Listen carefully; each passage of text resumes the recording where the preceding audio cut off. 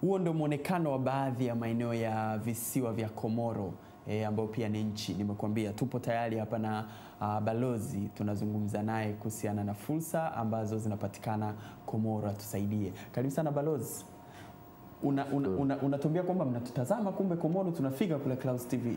Sisi tunashukuru sana kwamba kupitia satellite za Azam tunaangalia television karibu zote za Tanzania, ikiwemo Clouds, TBC, Azam wenyewe, tunaangalia pia Star TV, tunaangalia ITV, karibu zote tunaangalia. Kwa ufupi ni kwamba ni kama mpo nyumbani. Na tuko nyumbani, na kwa sababu distance hata yenyewe kutoka hapa kwenda Komoro saa 1 na dakika 20. Kwa usafiri gani? Kwa Air Tanzania, kwa ndege aina yote unafika. Unafika kule.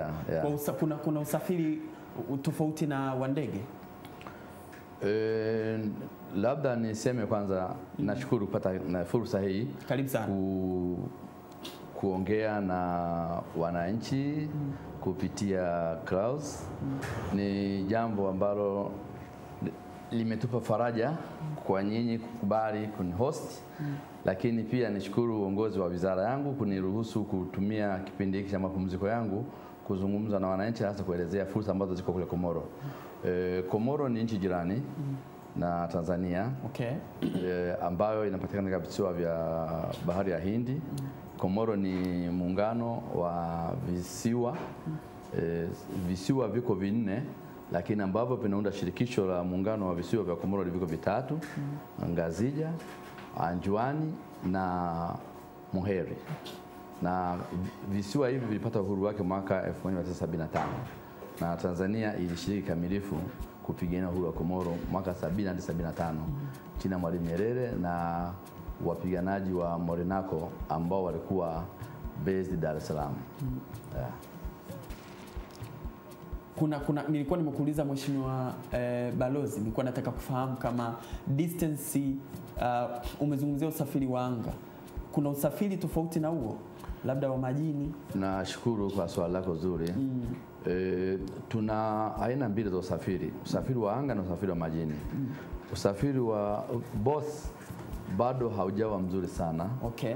Usafiri wa anga kwa sasa unahudumiwa sana na Air Tanzania, na hivi karibuni kuna shirika moja la ndege la Komoro linaloitwa Abia ambalo nao pia wameanzisha usafiri wa direct Moroni Dar es Salaam. Lakini mahitaji ya usafiri huu ni makubwa sana. Ukiangalia hata ukifika eneo la Kariakoo utakuta wafanyabiashara wa Komoro ni wengi sana. Kwa vile hata ya Tanzania wanapaswa kuongeza safari zao. Kwa sasa wanakwenda mara 3 kwa wiki, lakini wangeweza hata kwenda mara 7 kwa wiki, yani siku zote za wiki wakakava. Na hata wangeweza kwenda hata mara zaidi ya mara 1 kwa siku, na bado wahitaji ni wengi. Wakapata watu. Maana yake unachotuambia balozi, mwingiliano wa Komoro na Tanzania ni mkubwa sana. Ni mkubwa kwa sababu Komoro na Tanzania kwanza ni ndugu. Wananchi wengi wa Komoro wana asili ya Zanzibar.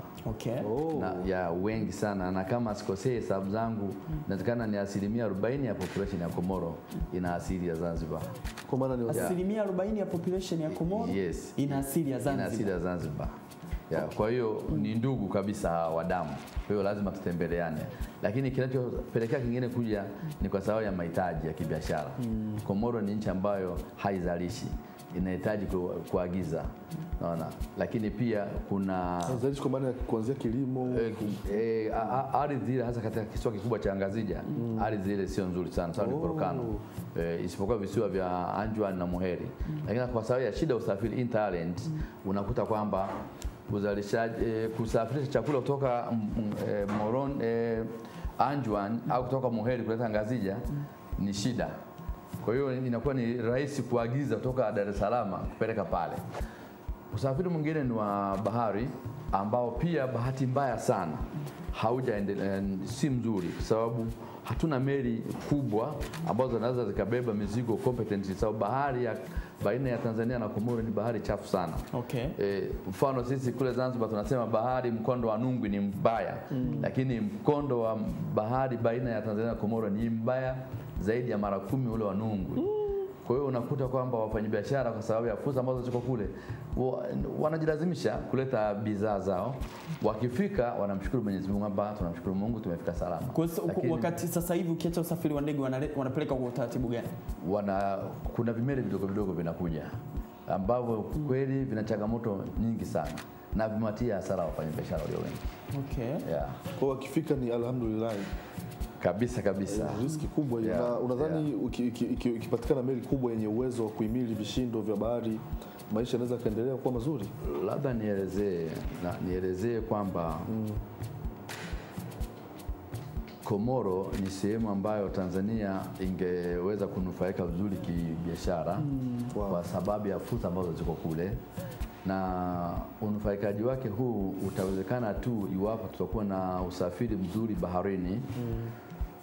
Kwa sasa kama nilivyoeleza awali kwamba meli ambazo zipo ni ndogo ambazo zinashindwa kuhimili changamoto za baharini. Kwa hiyo zimeshindwa kuweza kuboresha biashara kati yetu. Sisi kama ubalozi tumejitahidi kuomba wafanyabiashara wa Tanzania wajitokeze kuwekeza katika usafiri wa maji. Komoro wanaagiza vyakula vyote kutoka Tanzania na Madagascar, lakini Madagascar ni mbali, Tanzania ni karibu zaidi kuliko Madagascar. Wanahitaji vyakula, wanahitaji nyama. Wakomoro wanapenda kula nyama sana, ng'ombe, mbuzi, lakini usafirishaji ni mgumu. Komoro wanahitaji vifaa vya ujenzi ambavyo vingi ni kutoka Tanzania, simenti, nondo, bati na vitu vingine kama hivyo, ambao pia imekuwa shida kuvifikisha salama kwa sababu ya changamoto ya usafiri. Kuna wafanyabiashara ambao nawakumbuka wamepata fursa ya kupewa tenda kuleta vitu vya ujenzi kule Komoro. Yuko kampuni moja inaitwa Halifax Company Limited imepewa tenda ya kusafirisha tani 6,000 za simenti kila mwezi, imeshindwa kwa sababu ya usafiri. Kuna kampuni moja pia ya Kitanzania imepewa tenda ya kusafirisha nyama boneless tani 350 kila mwezi, imeshindwa kwa sababu hakuna meli, kwa sababu ya changamoto ya usafiri. Na nasikia watu kule wana pesa kweli kwa maana purchasing their good. Sio tu kwamba wana pesa sana, lakini hawana namna kufanya. Hawana namna nyingine, yani lazima wanunue. Kuna supply ni ndogo ukilinganisha na demand. Balozi population ya nani ikoje? Population ya Komoro si kubwa sana. Population ya Komoro inakaribia watu milioni 1 walioko pale. Lakini pia ikumbuke kwamba Komoro itawaliwa na Ufaransa. Zaidi ya watu 600,000 wa Komoro wanaishi Ufaransa. Na hawa ndio kwa sababu ya sera ya Komoro inaruhusu uraia wa pacha. Mkomoro anaruhusiwa kuwa na uraia wa karibu wa nchi 4. Kwa hiyo wao wamekuwa connected sana na nchi mama, wanarudisha pesa nyumbani. Na hii ndio imewawezesha jamaa ambao wako pale Komoro kuwa na uwezo wa kununua, kuwa na uwezo wa kukidhi mahitaji yao. Kwa sababu mahusiano yao yako hai sana.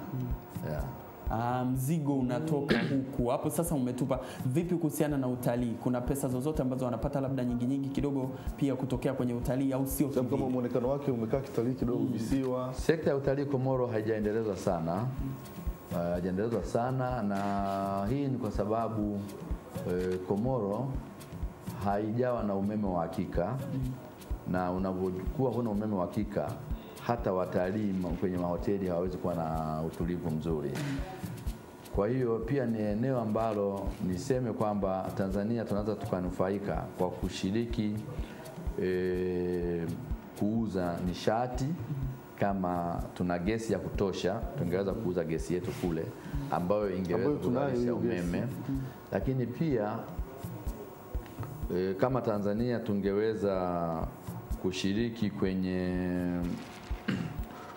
nilivyosema kusafirisha vifaa vya ujenzi, ambapo Komoro ujenzi wa barabara zao ni tofauti na sisi huku. Sisi tunatumia lami. Wanajenga kama mfumo wa dati. barabara zinajengwa kwa zege. Zege. Kwa sababu ya asili ya maji. Yes, ya maji yale. Kwa hiyo wanajenga kwa zege. Sasa ili waweze kujenga lazima wawe na simenti ya kutosha. Wawe na nondo za kutosha. Lakini pia kwa sababu population iko kule Ufaransa, wanajenga majumba ya kisasa. Lakini wanajengaje kama hakuna vifaa vya ujenzi? Kwa hiyo ni changamoto ambayo sisi tungeweza kusaidia. Jengine ambalo sisi tungeweza kunufaika na Komoro ni kwamba wa Komoro wanakuja Dar es Salaam kuchukua furniture Tanzania ambayo inatengenezwa na majeshi yetu haya JKT na magereza na wananchi wa kawaida. Pale Komoro inauzwa kwa seti shilingi milioni 3 ya Kitanzania. Ya Kitanzania, equivalent ya Kitanzania. Sasa kumbe sisi kama tungeweza kuwa na usafiri wa hakika, wa Komoro wanakuja kununua, wangechukua vitu vingi ambavyo vingeweza kusaidia kunyanyua uchumi wetu. Lakini pia Mheshimiwa, kabla hujaenda mbali, kwa sababu ya connection hii ya usafiri, vipi mimi hapa kama mwekezaji au mtu mfanya biashara tu nikaamua sasa, kwa sababu ninapata changamoto ya kusafirisha simenti yangu au furniture zangu, nikaamua kuwekeza kujenga pale kiwanda kidogo cha simenti ama furniture, sera zikoje? Kuna link ipi ya kuruhusiwa kufanya hivyo? Sera ya uwekezaji ya Komoro ni nzuri sana. Inaruhusu makampuni ya nje, watu binafsi kuwekeza Komoro. Na process ya uwekezaji Komoro hadi siku moja. Siku moja is one stop center. Mamlaka ya uwekezaji ya Komoro kwenye ibara ya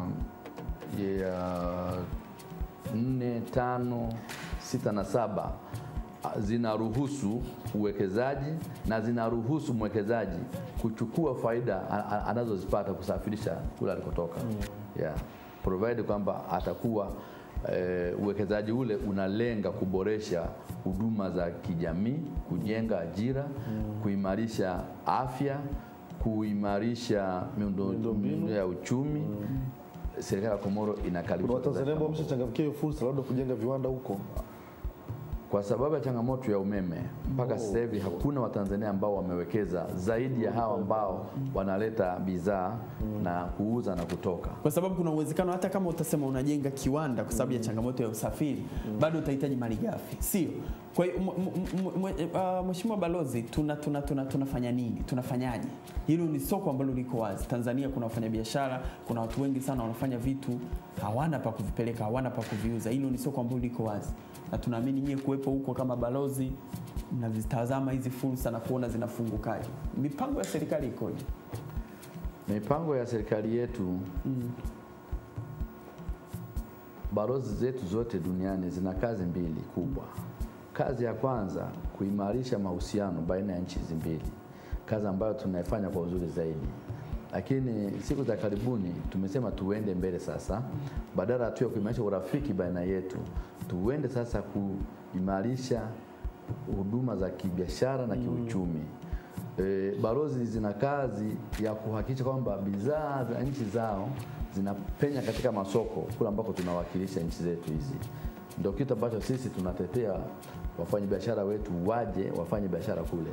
Lakini pia tunajitahidi kujenga mahusiano ambayo sera zetu za kiuchumi ziweze kukubalika kule ambako tunawakilisha nchi yetu.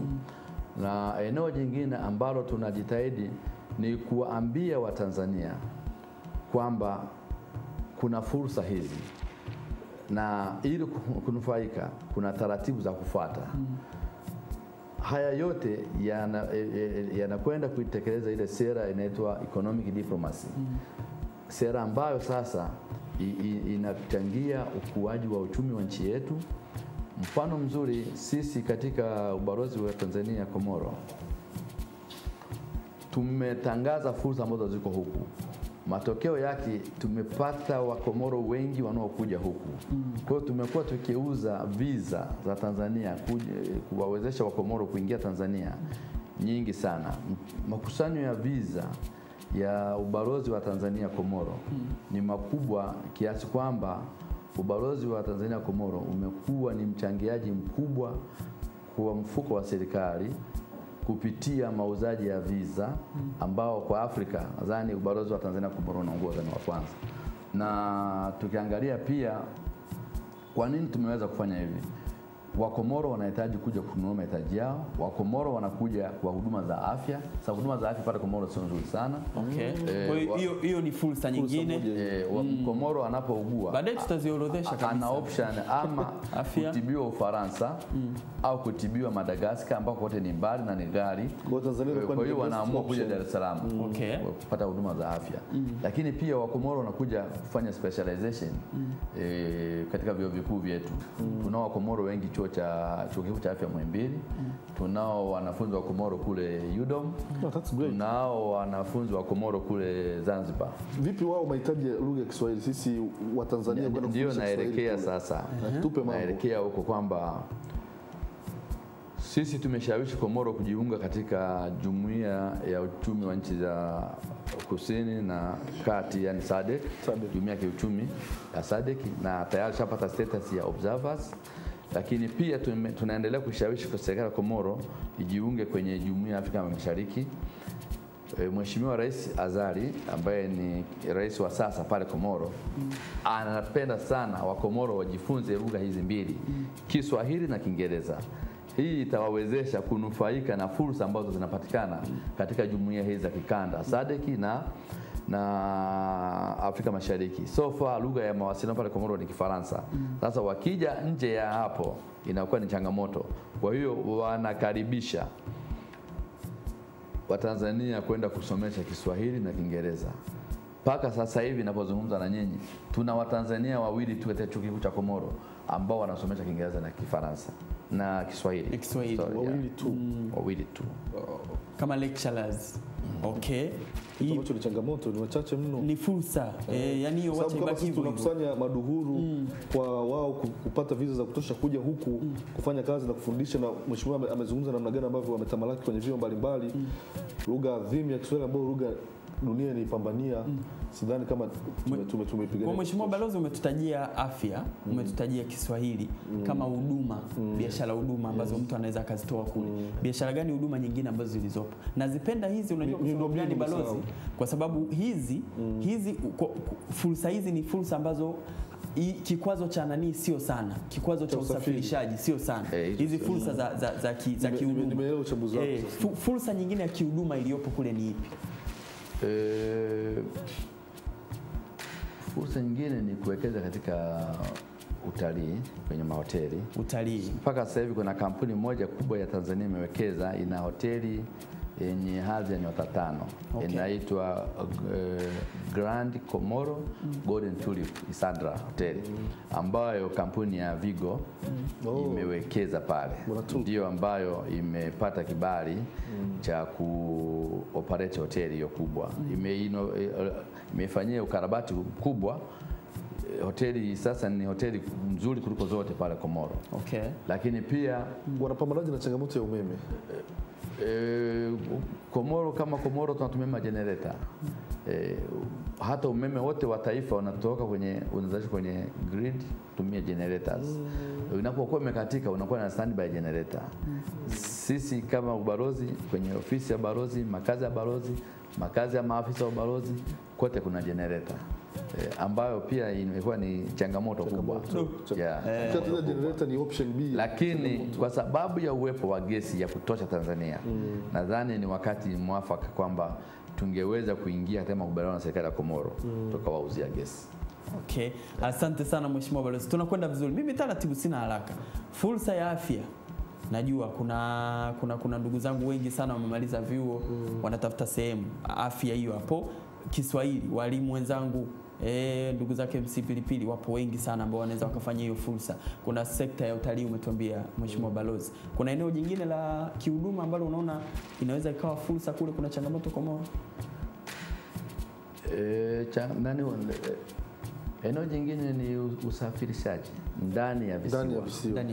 Ndani ya visiwa. Visiwa vinahitaji huduma ya usafiri talent ambayo kama wangetogezewa Tanzania kuwekeza meli zendazo kasi, boti zendazo kasi kama ambazo zinahudumia baina ya Dar es Salaam na Zanzibar, basi ule uwekezaji Komoro unakaribishwa sana. Kwa maana sasa boti zinatoka Tanzania au within Komoro? Within Komoro. Yaani mtu atoke na boti zake awekeze pale.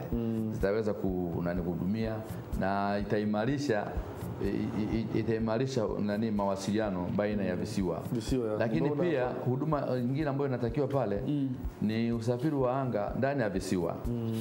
Pia ni changamoto. Kuna kipindi nilipokea waheshimiwa mawaziri kutoka Zanzibar walishindwa kutembelea visiwa vingine, wakaishia Ngazija kwa sababu ya changamoto ya usafiri. Yes. Yeah. Kwa hiyo ni eneo jingine, sababu Tanzania naona kuna watu wana hivi vichata hivi vingi. Basi wangeweza wakafika kule wakafanya mawasiliano na mamlaka husika, basi wakaweza kuwekeza. Bila usafirishaji hakuna maendeleo. Naam. Tumepata mambo, explore to the maximum, tunaweza kusema hizi ni huduma za hizi ni fursa za kihuduma. Mheshimiwa Balozi, azichangamani kabisa na changamoto ya usafirishaji kwenda Komoro. Turudi kwenye fursa hizi, hivi vitu, mahitaji ya vitu gani vingine ambavyo bado ni adimu sana kwenye Komoro? Ni vyakula vya aina yote. Vyakula hivi ni vyote vinaagizwa. Mfano Komoro wanaagiza vitunguu, wanaagiza viazi mviringo ambazo batata au jina nyingine viazi Ulaya, chips mayai wanaagiza Tanzania. Lakini pia wanaagiza matunda ya aina zote kutoka Tanzania, na wanaagiza mboga kutoka Tanzania. Lakini sasa ili zifike fresh ndio changamoto, na kwa kweli zina bei nzuri tu. Bei yake ni nzuri sana, na hata nikikwambieni wanauza kiasi gani wale waweze kuamini. Hebu tuambie. Kuna wakati tuliambiwa Balozi hapa fungu la nyanya 5,000 ya Kitanzania kuamini kule papai linaweza ukilipata kwa bei ya chini sana ni shilingi 7,000. Unapata kwa bei ya chini. Papai moja au debe. Papai moja equivalent shilingi 7,000 equivalent ya Tanzania. Lakini unafikishaje kule? Hiyo ndo balaa. Ndio changamoto sana. Papai ukiyapakia kwenye, kwa hiyo wanahitaji fruits, vyakula vifike fresh. Wanahitaji maji ya kunywa ya bottled ya chupa yanatoka Tanzania. Juice zinatoka Tanzania. Sasa kwa sababu ya shida ya usafiri wa baharini, kuna wakati wanapata changamoto sana upepo unapokuwa mbaya baharini. Kumbukeni Komoro iko katika ukanda ule wa vimbunga. Komoro, Madagascar yote viko katika ukanda wa vimbunga. Ndio maana bahari inakuwa ni mbaya sana. Wanahitaji nyama. Nakumbuka kipindi fulani hivi kama balozi na maafisa wangu tulikwenda kuwafariji wafanyabiashara wetu. Waleta mbuzi 600 walikufa baharini. Ng'ombe 150 walikufa baharini. Lakini bei ya ng'ombe pale Komoro ni kati ya euro 700 mpaka 1,200. Bei ya ng'ombe pale Komoro. Unazungumzia milioni 2.5 kwenda juu mpaka milioni 3. Yes. Bei ya mbuzi mzuri kabisa pale Komoro ni kati ya euro 200 mpaka euro 400.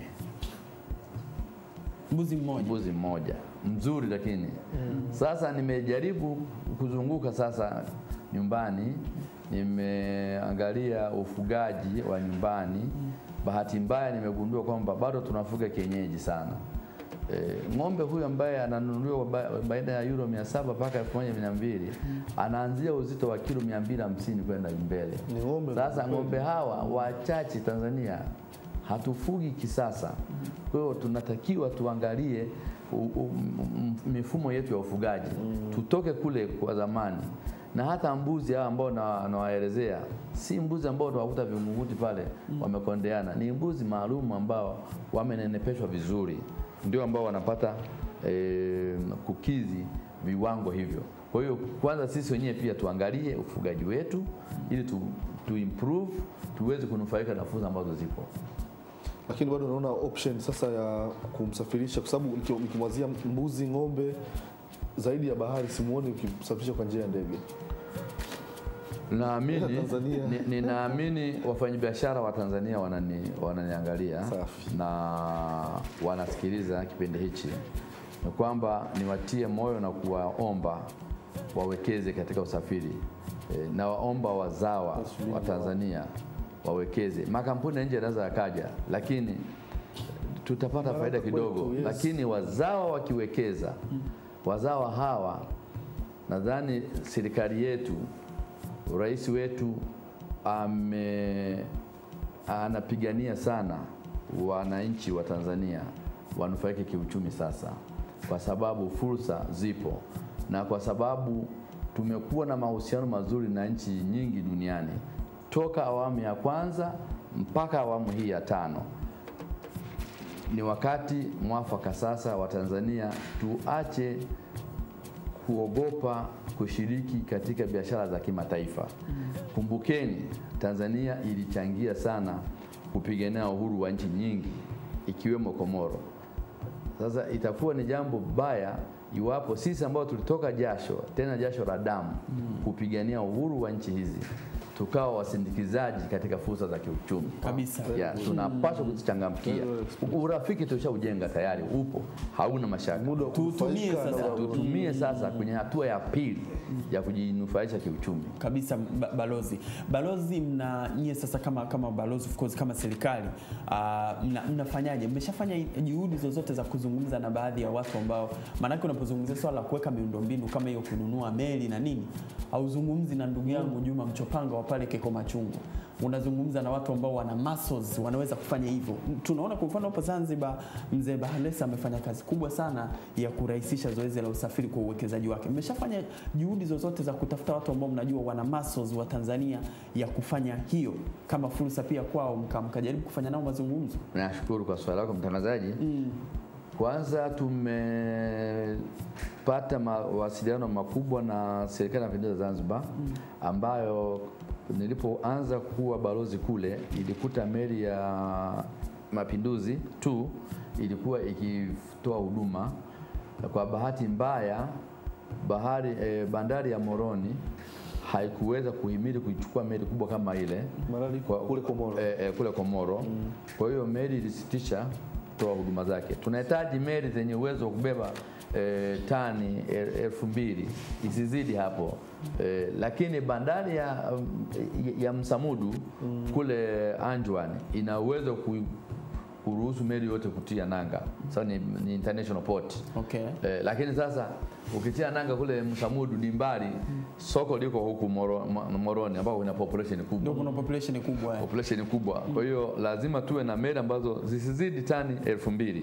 Zisizidi tani 2000 inaweza kutia nanga kwenye bandari ya Moroni na kuweza ku-offroad mizigo yote. Na kwa sababu ya mahitaji ni jambo la mara moja kuweza ku-offroad mizigo yote pale. Na kwa hiyo tumezungumza na serikali ya Zanzibar na imeahidi italeta meli yake ya MV Maendeleo kwa sasa, ambayo inaweza kuingia pale bila wasiwasi. Ila kwa sasa meli ile inafanya matengenezo. Na pia tumeomba mamlaka ya bandari Tanzania, tumeandikia rasmi kama ubalozi, na wizara yetu tukaipa taarifa hiyo kwamba TPA, sababu wanazo meli. Ndio nilichotaka kuuliza kwamba hivi serikali yetu sasa TPA wanazo meli. Kwa hiyo tumewaomba TPA waweze kunani. Nadhani bado wanafanyia kazi maombi yetu. Ya tunasubiri tujue ni kitu gani. Lakini pia tumeenda kwenye kampuni kubwa ya Azam kuomba. Okay. Nimekutana na mkurugenzi wa operations wa Azam kwamba pale ukifika bandari ya Dar es Salaam kuna meli moja kubwa jipya limeandikwa Azam Komoro, lakini meli haijawahi kufika Komoro. Sasa tumewaomba kwamba ni wakati mwafaka sasa pia wangeweza kusaidia wafanyabiashara wetu. Wafanyabiashara wetu tunajua wengi ni wanyonge, wanakopa mitaji hii. Sasa inapokuja kwamba badala ya kufikisha mzigo salama, mzigo unaharibika baharini, inakuwa ni jambo moja baya ambalo linawarudisha nyuma sana na linawapelekea pengine hata mali zao ambazo waliziweka kama dhamana kwenye mabenki haya wanafilisika. Kwa hiyo approach makampuni hayo, lakini kupitia kipindi hiki mtangazaji, ni waombe makampuni mbalimbali na Watanzania ambao wana misuri wawekeze katika usafiri wa bahari, kwa sababu kuna manufaa makubwa, inalipa Mmenisikia nimesema kuna makampuni yamepewa kibali cha kuleta simenti tani 6,000 kwa mwezi, lakini wamekwama. Kuna kampuni zimepewa tenda ya kuleta nyama tani 350 kwa mwezi, imeshindwa. Na kuna wananchi mmoja ambao wanataka kuleta ng'ombe wao na mbuzi wao kutokana na bei zilizokuwa zinavutia, lakini wamejikuta wanapata hasara. Na tulifanya mazungumzo pia na makampuni ya bima kwamba yawekeze, kwa sababu kama wanyama hawa au mizigo hii inaposafiri kwenda Komoro ikiwa insured, ikitokezea lolote mzigo wako unakuwa uko safe. Lakini unaposafirisha vitu bila kuwa na bima inakuwa ni shida. Kwa hiyo pia nitumie platform hii ya kipindi chako mtangazaji kuomba makampuni ya bima kwamba kuna fursa wanaweza kufungua huduma za kibima kule, alafu watu wakaishua mizigo yao. Asante balozi. Naomba nikusomee balozi, nilikuwa naainisha hapa fursa wakati unazitaja kwenye mazungumzo. Sitaki tuache fursa. Na of course pamoja na changamoto ya usafirishaji, lakini lazima ni nzuri sana. Tunatamani wananchi wetu pia wadau wanaotufuatilia waweze kujua ni fursa gani zinapatikana kule. Labda mtu anaweza akajiongeza labda na usafiri wake wa asili akaleta mzigo pale Komoro. Hatuwezi kujua. Ila fursa kwanza tuhakikishe anazijua. Ndio kitu cha kwanza. Kuna issue ya afya umezungumza hapa. Balozi umezungumzia swala la Kiswahili, vifaa vya ujenzi, umezungumzia utalii, umezungumzia fursa of course ya usafirishaji yenyewe kama changamoto na yenyewe pia ni fursa. Kuna usafiri wa anga ndani ya visiwa, umezungumzia vyakula vya aina zote, umezungumzia maji. Usafiri wa anga nadhani anga na boti pia. Anga na boti ndio hiyo usafirishaji wa majini tulishazungumza. Kuna maji pamoja na juisi umezungumza balozi. Kuna fursa nyingine ambazo tumezisahau. Tumaliza mwisho hapo. Fursa ya bima. Komoro pia kwa sababu Komoro iko ndani ya bahari. Sekta ya uvuvi haijaendelezwa sana kule. Hakuna wananchi wa Komoro ambao wana zana za kisasa kwa ajili ya uvuvi. Lakini potential ya samaki ipo. Samaki ni wengi sana. Lakini pia sasa hivi kuna study inafanywa na shirika moja la uvuvi Tanzania chini ya udhamini wa Benki ya Dunia kuangalia wingi wa pweza kwenye bahari za Komoro kwa kiasi gani. Kumbe uvuvi kwenye eneo la kuvua pweza na kuleta Tanzania mfano wafanye biashara wangeweza kunufaika sana. Sababu kwenye mahoteli yetu huku naamini samaki pweza wana high demand kwenye vijana wanapenda sana kwenye mahoteli yetu. Kwa hiyo kumbe sekta ya uvuvi kama watu watawekeza ni sehemu moja muhimu sana. Sehemu nyingine ambayo ni fursa, wananchi wa Komoro wanapenda maziwa. Lakini hakuna ng'ombe. Na wakati huku tuna ng'ombe mengi na maziwa tunao mengi. Pia ingekuwa ni fursa moja nzuri sana. Sababu wanahitaji maziwa, lakini maziwa hakuna. Lakini pia Komoro kunahitajika mayai ya kuku. So far yuko mtu mmoja tu anazalisha anafuga kuku wake wa mayai, lakini hatoshelezi. Hatoshelezi.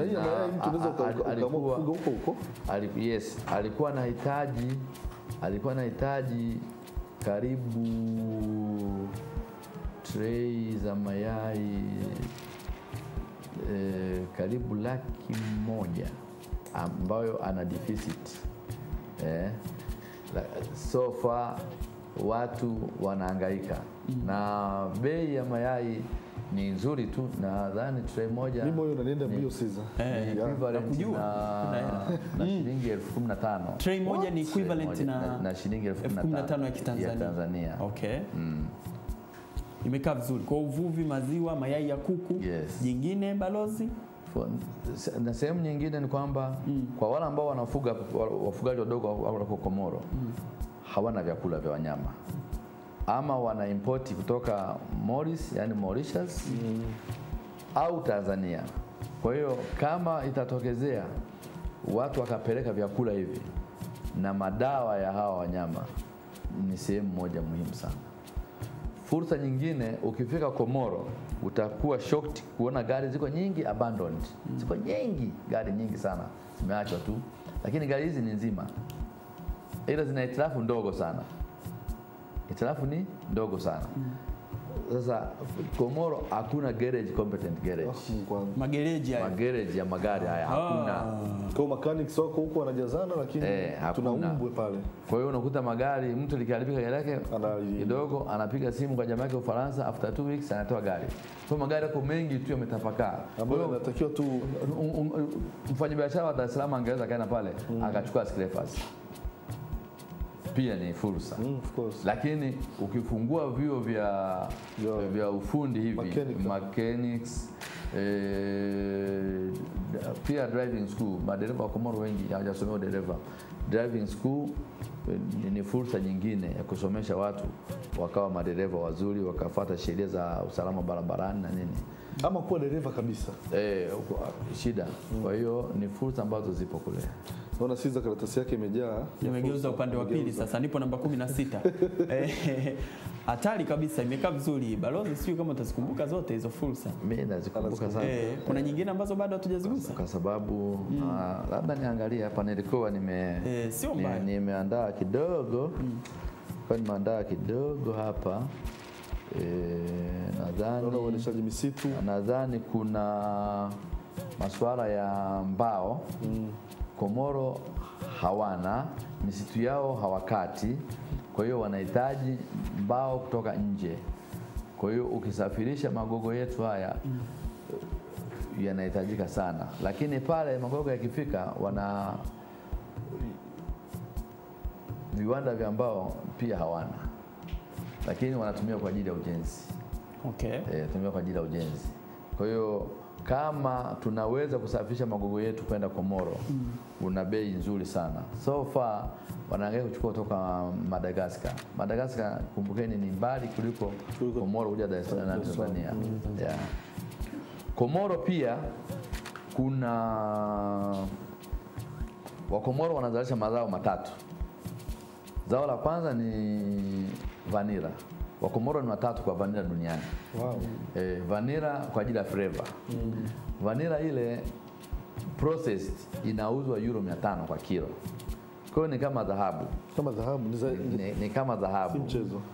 Naamini pia Tanzania tuna wakulima wetu wadogo wanalima vanilla. Kwa hiyo vanilla kama wangeweza, sisi huku najua vanilla inanunuliwa kwa bei chini sana.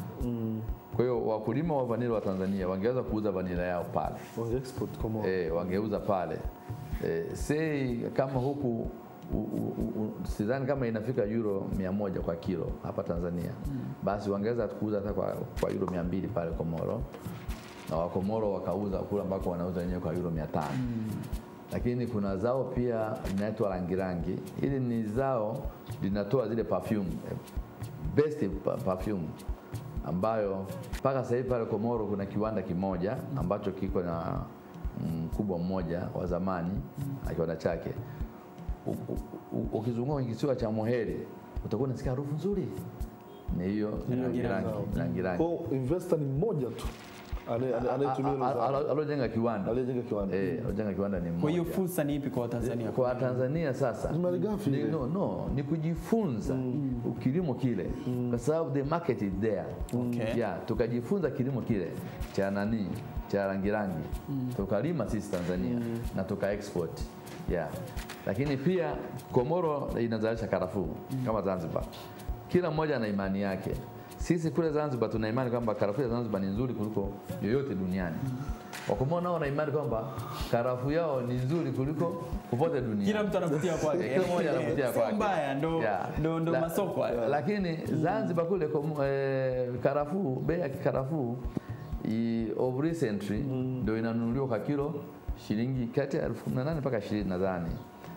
Kwa Komoro bei ile ni karibu 70,000.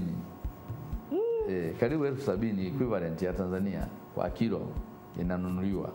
Kumbe ni sehemu moja ambako pia tungeweza, naamini Morogoro wanazalisha karafuu. Wa Morogoro wangepata soko lao kule wakaweza kuuza. Sisi kama ubalozi tumepanga kuwa na makongamano ya wafanyabiashara wa mikoa ya Mtwara, Morogoro, Dar es Salaam, Lindi, Mevuka na Zanzibar, ili wazungumze sasa hizi fursa ambazo zipo namna gani wanaweza wakashirikishana. Na hasa lengo letu sisi Mfano watu wa Morogoro ambao sasa hivi wana karafuu waweze kuaccess masoko ya karafuu kule, sababu wanunuzi wa karafuu waloko Komoro wananunua na kupeleka mashariki ya mbali. Kwa hiyo sisi naamini bei ya karafuu Morogoro hata 20,000 ambao Zanzibar wananunua haijafika. Na kama kule ni 70,000 basi wao wakauza hata shilingi 30,000. Ni faida kubwa. Ni faida kubwa. Mheshimiwa Balozi, moja ya mambo ambayo mimi nakupongeza ni kuweza kuaccommodate ujio wa convoy ya fursa chini ya muasisi ndugu Ruge Mutahaba na wajumbe wengine ambao walikuja kukutembelea, na kimsingi wako katika mikakati mikubwa ya kutengeneza joint partnership ya kuhakikisha kwamba wanaendesha ile gurudumu la hizo fursa kuweza kutambulika kwa Watanzania. Ulipokeaji wa ugeni, na nadhani bado mko kwenye mawasiliano ya mipango mikubwa zaidi kama taifa. Kwa kweli walipofika viongozi wa Fursa Expo kupitia Clouds, ubalozi uliwapa mashirikiano makubwa. Kwanza tuliwapeleka kwenye mamlaka ya uwekezaji, wakakutana na mkurugenzi mkuu wa mamlaka, lakini pia tuliwapeleka kwenye Wizara ya Vijana na Kazi, wakakutana na afisa anayehusika na mambo ya vijana. Baada ya kufika pale tuliona kwamba vijana wa Komoro na wa Tanzania wanapaswa kufanya kazi kwa pamoja kwa sababu fursa zipo. Moja ya fursa ambazo tulifikiria ni kuendeleza sekta ya michezo. Kumbukeni Komoro iko connected sana na Ufaransa. Na hata timu ya taifa ya Ufaransa ilishawahi kuifunga ile Black Star ya Ghana, ilifungwa pale Moroni. Kitu ambacho sisi hatujawahi hapa Tanzania kufanya vile. Kwa Komoro ni watu wa michezo sana. Sababu wale professional footballers waloko Ufaransa wa Komoro ni wengi sana. Kwa hiyo timu ya taifa ya pale ni tishio kidogo. Iwapo Black Star iweze kufungwa pale, wamepiga hatua. Naona. Lakini pia Komoro sababu iko kwenye majumuiya mengi hivi, imekuwa ikishiriki michezo hii mingi sana. Hivi karibuni viongozi mawaziri kutoka SMZ walifika pale. Mmoja wa viongozi alikuja pale, alikuwa ni waziri wa michezo Mheshimiwa Ali Karume.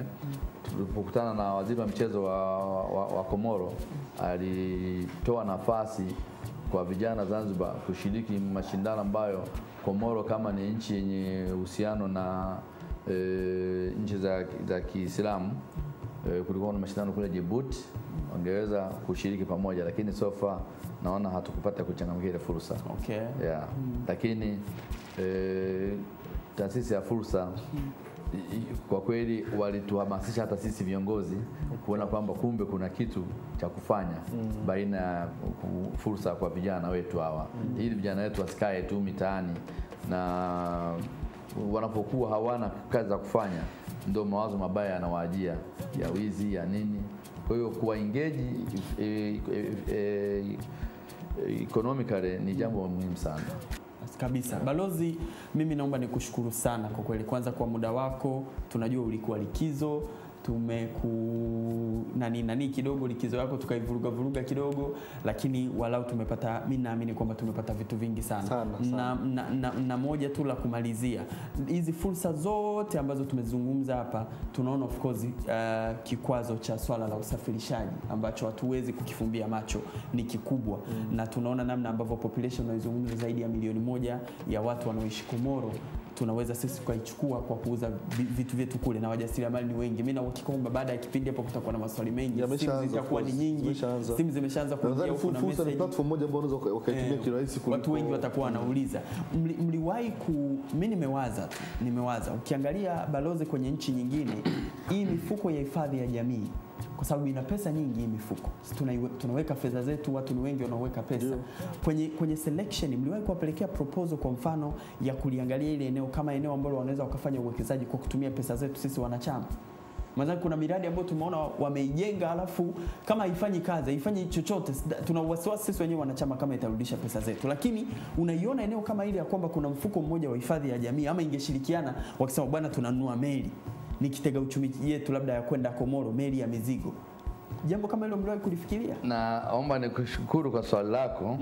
Katika utayarishaji wangu wa mazungumzo yangu hapa leo, mwisho kabisa nilikuwa nimejiandaa kutoa wito kama balozi kwa niaba ya serikali ya Tanzania kuomba mifuko ya hifadhi ya jamii. Ulikuwa nalo tayari? Ninalo hapa. Ninalo hapa kuomba mifuko ya hifadhi ya jamii ione umuhimu wa kuwekeza katika usafiri wa bahari. Kwanza inalipa hela ya wanachama, itakuwa iko salama. Lakini pia nilikuwa nimeweka hapa ni ombe Watanzania wenye misuri ya kiuchumi kuwekeza katika usafiri wa baharini. Lakini pia nilikuwa nimeweka hapa ni wahimize TPA, mamlaka ya bandari Tanzania, waone umuhimu, kwa sababu wamefanya kazi nzuri sana karibu katika maziwa yote haya. Sasa ni waombe wawekeze usafiri wa bahari kwa sababu unalipa. Na hii itaibeba sera kuu ya diplomasia ya uchumi. Mpaka sasa hivi katika mazingira yetu magumu haya, volume of trade baina ya Komoro na Tanzania imefika bilioni 500 kwa mwaka. Kwa kila mwaka. Kwa kila mwaka volume of trade katika mazingira magumu haya. Haya tulionayo. Haya ambayo tunao. Mimi balozi hapo ndo najiuliza kama hii mifuko ya hifadhi ya jamii, ndio maana Mheshimiwa Rais labda alivunja ile mabodibodi yale. Huwa wanawaza nini? Kuna jengo moja ambalo nimeenda, wanajenga majengo tu. Mimi nimeenda kwenye jengo moja, nusu ya jengo halina wapangaji. Huwa ni sio au amshirikiani sana kwenye kushare taarifa za hizi fursa? Hapana, mtangazaji, sio kwamba ilivunjwa kwa sababu ilikuwa haifanyi kazi vizuri, lakini nadhani kuunganisha ni kuboresha, ni kuimarisha utendaji wa mifuko hii. Kwa sababu unakumbuka kuna kipindi ilikuwa kama inafika inanyang'ania, wanagombania ni wanachama. Kila mmoja ana matangazo yake ya kuvutia hivi na hivi. Sasa Mheshimiwa Rais alichokifanya, in fact ameweza kuiwezesha sasa hii mifuko hii ifanye kazi kwa ufanisi zaidi. Kwa sababu tunapokuwa na mfuko mmoja mkubwa, bila shaka misuli yake itakuwa ni mikubwa. Na hata wito ambao sasa tunautoa hapa, naamini bodi zinanisikia kwamba kuna fursa hiyo ya kuweza kuwekeza. Hapa tumekuwa tukimwita mara nyingi mkurugenzi anapatwa na dharura, lakini atakapopata nafasi ili jambo sisi pia tutaliwasilisha kwa namna ya pekee sana. Mtawashukuruni sana. Tunakushukuru sana balozi. Asante sana kwa kukubali wito wetu kuja kwenye kipindi. Na tunaahidi kwamba na sisi tutakuja kutembea huko Komoro tujione sisi wenyewe. Tutakuja na sehemu ya majibu. Tutakwenda TPA, tutakwenda kwa wadau, tutakuja na baadhi ya dondoo. Tukija kule tutakuwa tuna mjadala mpya ambao na sisi pia tumefanya initiative zetu, na tunajua tutakupiga hatua fulani. Asante. Labda kwa kumalizia basi, ni waombe tu kwa ruhusa yenu kwamba ni washukuru nyinyi kwa kunipa platform hii. Nimeweza, kwa sababu mara nyingi tulikuwa tukitumia barua ya mtu mmoja anatuomba kujua kuna fursa zipi. Naamini kipindi hiki kimekava nchi nzima, na kesho kutwa Jumatatu nitakuwa na kipindi kama hichi TBC, ambapo pia nita emphasize ambayo nimezungumza leo. So ni mara ya kwanza kukaa kwenye chombo kama hiki toka nimekuwa balozi. Nitoe shukrani zangu nyingi kwa Mheshimiwa Rais kuniamini nimwakilishe kule Komoro, na nimhakikishie na Watanzania wote nimhakikishie kwamba tuna mahusiano ya nchi kwa nchi tumeshaimarisha sana. Mahusiano yetu ni mazuri na hayo hayana mashaka, lakini sasa nguvu zetu tumeelekeza kwenye kuimarisha hii sekta ya diplomasia ya uchumi. Sisi tuko katika pahala pazuri sana. Komoro haiwezi kwenda pasipo kuagiza vitu. Tanzania lazima tujitahidi kutumia fursa hii. Mpaka sasa hivi katika nchi za Afrika Mashariki ubalozi ni wa Tanzania peke yake. Majirani zetu hawajafungua balozi zao. Hiyo tutumie uwepo wetu kule kunufaika kiuchumi. Lakini pia nishukuru uongozi wa wizara yangu kuniruhusu kushiriki kipindi hichi, katibu mkuu na viongozi wenzake, na niwashukuru wasaidizi wangu Komoro kwa namna ambavyo wananisaidia na tunaenda vizuri. Naamini pia wananitazama sasa hivi. Tutaendelea kufanya kazi vizuri zaidi kwa matarajio ya Watanzania kwamba Tanzania na Komoro ziendelee kuwa ndugu, lakini tunufaishane kiuchumi. Wafanye biashara wa Tanzania watumie fursa ambazo ziko kule.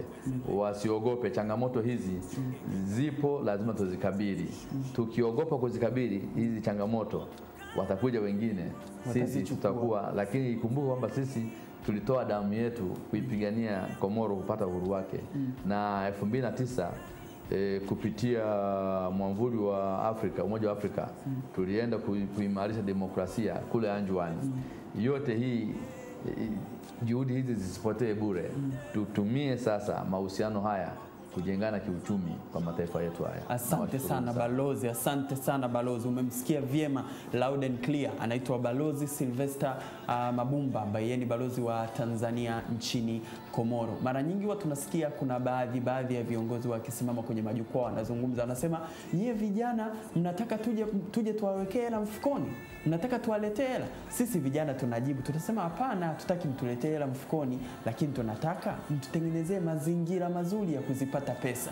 Sasa mfano wa mazingira mazuri ni haya, kwamba kuna mataasisi makubwa. Sisi tunajua vijana wa kawaida kuweka meli hatuwezi, ni uwekezaji mkubwa, lakini kuna mataasisi makubwa ya serikali ambayo yana muscles. Wekezeni, weka kwenye hilo eneo, hakikisheni sisi vijana tunaweza kutoka upande huu hapa tukapeleka bidhaa za kule. Tumetajiwa hapa fursa, nimeziandika zipo 20. Naomba nizisome haraka. Fursa ya kwanza tumeiona ni fursa ya utoaji wa huduma ya afya, ufundishaji wa lugha ya Kiswahili, vifaa vya ujenzi vinahitajika sana Komoro, eneo la utalii tunaambiwa kule bado ni bikira, usafirishaji ndio huo, usafiri wa anga ndani ya visiwa, vyakula vya aina zote, maji na juisi, bima, uvuvi, maziwa, mayai ya kuku, vyakula vya wanyama, garage zinahitajika kule pamoja na mafundi na vyuo vya ufundi, kuna driving school zinahitajika tumeambiwa hapa, mbao zinahitajika kwa kiwango kikubwa, zao la vanilla, kuna zao tumeambiwa linaitwa mrangirangi linahitajika sana kule Komoro pia, kuna fursa ya karafuu kuuza kwa bei kubwa na fursa kwenye sekta ya michezo. Naamini